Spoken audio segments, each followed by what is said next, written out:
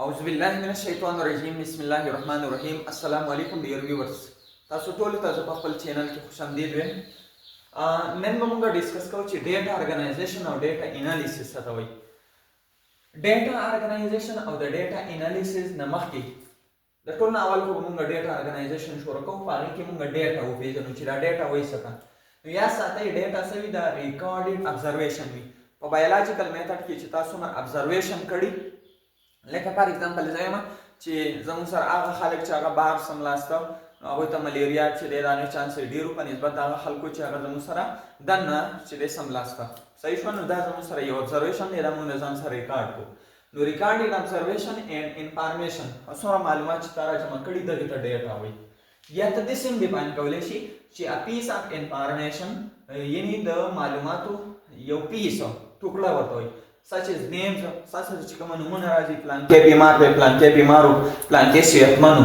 نو د نومونو په شکل کې، د ډیټس په شکل کې، تاریخونه په دې تاریخ باندې دومره کسان چې دی د هغوی ریکارډینګ کړی دی، د بل تاریخ باندې دومره، بل ویلیوز په دې باندې زه مثال تاسو ته کوم. ویلیوز چې دی نو ویلیوګانې چې ستاسو سره کومه راشي د ابزرویشن په دوران کې او ایکسپریمنټ چې کومه ستاسو سره راشي، څومره معلومات چې ستاسو سره راشي دې ته ډیټا وایي. د کتاب لاین بای لاین ایکسپلینیشن درته هم کوم.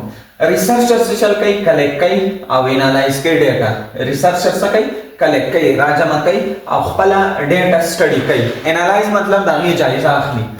سمپل مطلب یې سره ساینټسټ کلیکټ ډیټا اینډ دی سټډي اټ. د دې لاین مطلب دا دی چې ساینټسټ اخلي ډیټا او بیا د دې سټډي کوي. فار ایگزامپل د دې ځای نه اخلو. یو سټوډنټ دی، هغه رایټ پلانټ هایټ ډیلی، هغه لیکي د پلانټس هایټ ډیلی روزانه لیکي.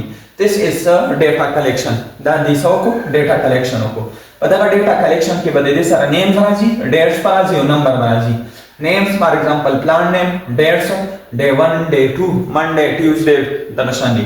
نمبر پکې راځي. هایټ لکه فار ایگزامپل تا د دې بوټي هایټ چې دی هغه نوټ کاوه، 10 سانتي میټر راغی، په دویمه ورځ 11 سانتي میټر راغی، 12 سانتي میټر راغی. په ډیټا کې دا څیزونه راځي.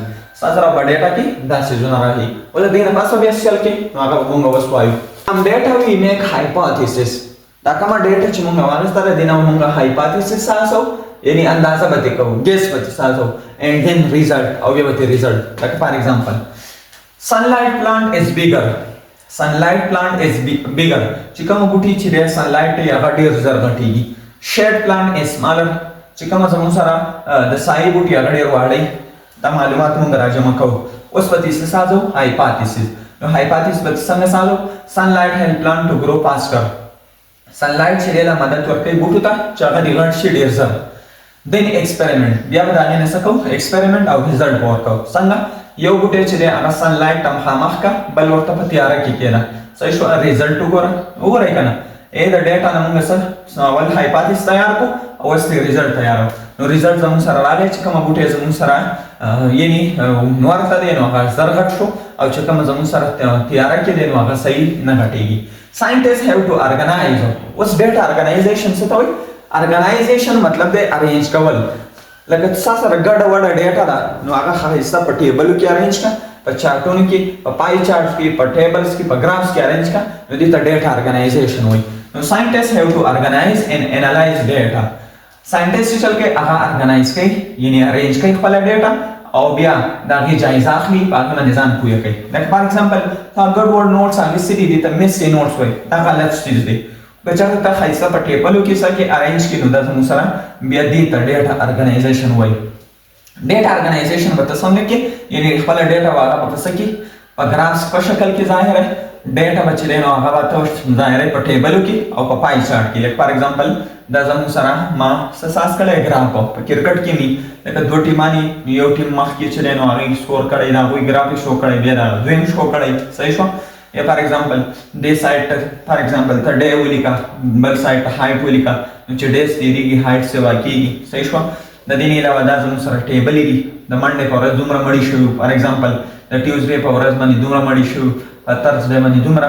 نو دا خپله ډیټا تاسو کړه په ټیبلو کې ارینج کړه. یا ته په پای چارټ کې هم چې دی دې ته پای چارټ وایي. په دې کې هم ته شو کولی شي. په دې کې موږ مخکې په اولني چپټر کې ویلو چې اکسیجن 65% دی، د دې علاوه نایټروجن 3% دی، کچرته ته په دې شکل کې ته خپل ډیټا څنګه ارینج کړي نو د بیا پای چارټ وایي. نو زموږ سره ډیټا ارګنایزیشن مقصد څه شو؟ اول خو موږ ډیټا وپېژانده، بیا دا په ترتیب ښودل دې ته بیا څه وایي؟ ډیټا ارګنایزیشن. اوس چې ستا سره کومه ډیټا راغله نو په دې کې به ته دوه بوټي چې دی نو چې کې څنګه چیرې دا بوټی دومره غټ شوی دی دا دومره غټ شوی دی نو د دې لپاره به بیا انالیسس کوي. نو ډیټا انالیسس څه ته وایي؟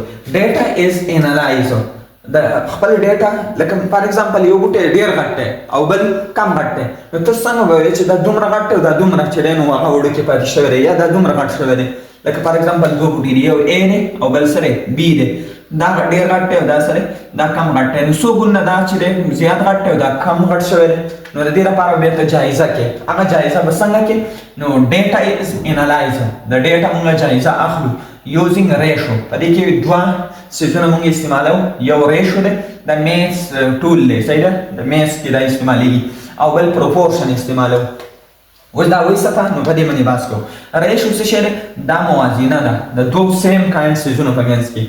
ریشو چې دی دا موازینه ده د دوه سیم کاینډز په منځ کې. څنګه؟ نو اوس موږ وایو دا په دې دوه ډاټ باندې موږ ځای راو ریشو صحیح شو. اگزامپل اخلو، فار ایگزامپل پلانټ A دی هغه 10 سانتي میټر غټ شوی دی او پلانټ B دی هغه 5 سانتي میټر غټ شوی دی.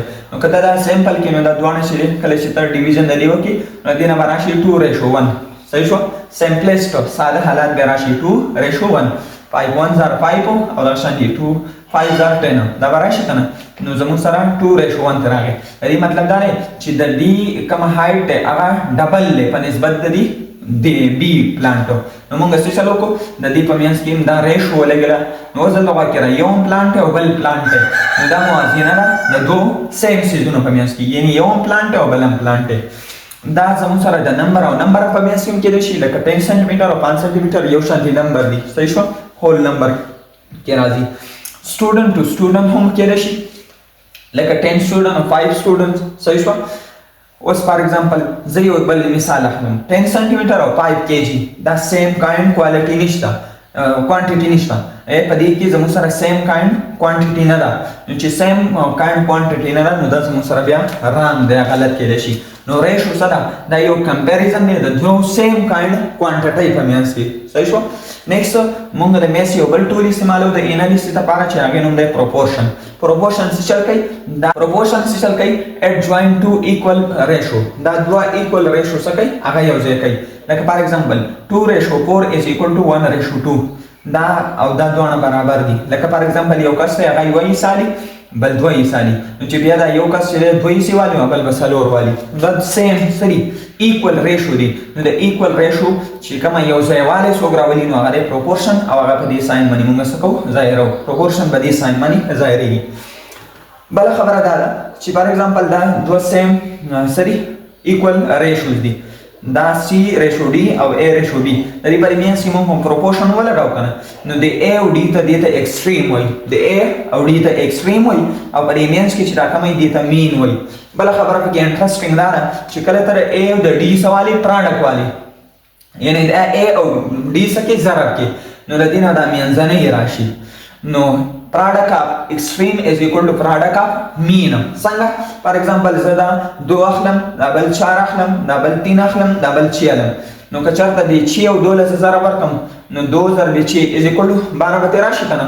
خو د 4 او 3 لپاره میانځانو له ضرب کې راغی نو 12 راځي. نو product of extreme is equal to product of mean. بل خبره دا ده که چېرته مونږ ته په دې کې 3 راکړی شوي نو یو پکې مونږ بیا معلوماله شو we can find the missing value. فار ایگزامپل هغه ایگزامپل طرف ته ځو. فار ایگزامپل مونږ دلته یو مثال کړی ریشو D A ratio B is equal to say ratio D. دا یو مثال مونږ اخیستی. وایي چې یو ساینټسټ دی هغې لس چنچڼې چې دي هغه مخکې چې چلي په کولکس ماش باندې په هغې کې زموږ سره شپږو ته چې دی نو دا ملیریا لګېدل نه. نو تاسو وایئ چې په 50 کې به څو ته ولګي. نو مونږ ویلو چې په دې کې مونږ ته یو نه نامعلوم مطلب معلوم نه نو هغه دا مونږ معلومولی شو. نو داسې کار وکړئ چې د دې دوه طریقې زه تاسو ته ښیم. دا چې کومه ایکسټریم دی دا په خپلو کې ضرب کوئ او دا کومه مین چې دی دا په خپلو کې ضرب کوئ. نو 10 ضرب x بشي او دا بل چې کومه نه 6 ضرب 50 بشي. نو دې نه راشي 10x او 50 چې په 6 کې ضرب ورکړي نو دې نه راشي زموږ سره 300 راشي.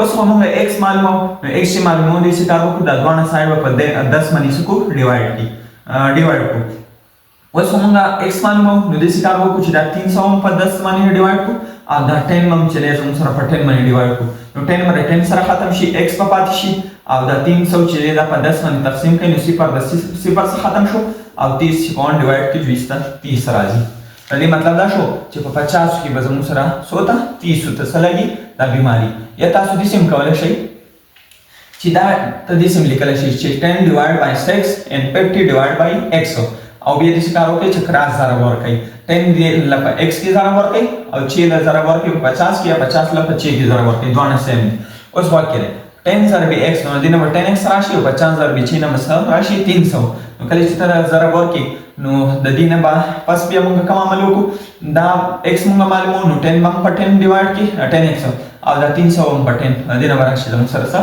300 نو په دې ذریعہ باندې یعنی په دې ریشو په پروپورشن باندې موږ څه کولای شو جایزه غوښتل شو څنګه جایزه واسه چې په لاسو کې شپږ ته لګي نو 50 کې 200 ته لګي 300 ته لګي بل لاس یو ټاپک ورکړل چې میث انټیګرل پارت اف بایو ساينس چې میث چې د بایو ساينس په ډیرو پیډونو کې استعمالي خاص کر په بایولوژي کې دا ډیر استعمالي نو څنګه د استعمالي په جین فایندینګ کې او په هیومن جینوم پروجیکټ باندې هیومن جینوم پروجیکټ یا جین فایندینګ مطلب دا دی چې زموږ سره په نیوکلیس کې څه شته ډي ان اے دی څه شته ډي ان اے او دا ډي ان اے د وړو یونټونو ساز دی او هغه ته موږ سوایو جین او په دغه جین باندې لا پاسه چې نو واړه نور یونټ دي چې هغه ته اډنین وایي ګوانین سایټوسین ورته وایي او تایمین ورته وایي اوس دا وړي یونټ چې دی د کاونټینګ ډېر ګران دی نو د دې لپاره موږ بیا د میث فارمولې استعمالو چې د دې ځنواله د دې پورې څومره یونټ نو خو بیا سره ورکوه او ایریا ګوره چې څومره ډي ان اے چې د هغه سایز دی د هغه په بیس باندې د جین چې کومه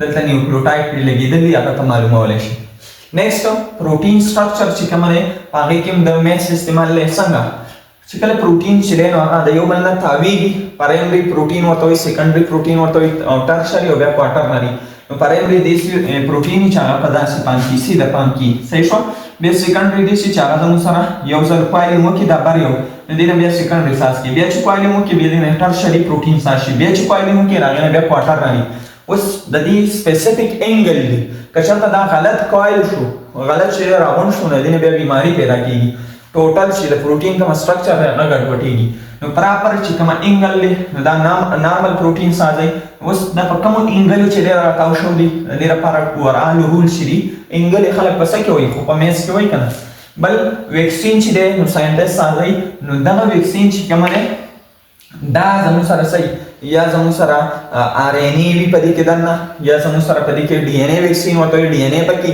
یا د دې نه علاوه پروټین پکې په دغه ستن کې دننه یا پکې مایکرو ارګانیزم وي نو اوس یا ساتئ دا چې د کوم څیز خلاف کار کوي فار ایگزامپل د وایرس یو قسمه پروټین دی سپایک پروټین ورته وایي د هغې خلاف کار کوي نو دغه ویکسین کې چې کومه مټیریل دی او په وایرس باندې له پاسه چې کومه پروټین دی سپایک پروټین ورته وایي داسې شکل کې تاسو به لیدلي د دې نه انحصار ته راوځي نو د دې ویکسین کې چې دننه کوم مټیریل دی او دلته چې دا کومه سپایک پروټین دی د دې خاص سپیسیفیک شی پکار دی خاص انګل پکار دی چې داسې کې بلاک کی نو ویکسین اکارډینګ ټو د سپایک پروټین دی صحیح شو په دې کې میث استعمالېږي بل ایولیوشن چې کومه دی ایولیوشن دې ته وایي چې کله یو ارګانیزم د سیمپل نه هغه بدلېږي او کمپلیکشن نو دې ته موږ څه وایو ایولیوشن وایو اوس د یو ارګانیزم څومره عمر دی د ایگزیکټ خو هغه عمر موږ نشو ویلی خو پرابیبلیټي یوز پکې کېږي پرابیبلیټي مطلب دا دی چې ته خپلې اندازې مطابق وایې چې یاره د دې دومره کال عمر تېره شوی دی یا دا ځناور به په دومره کال کې چې دی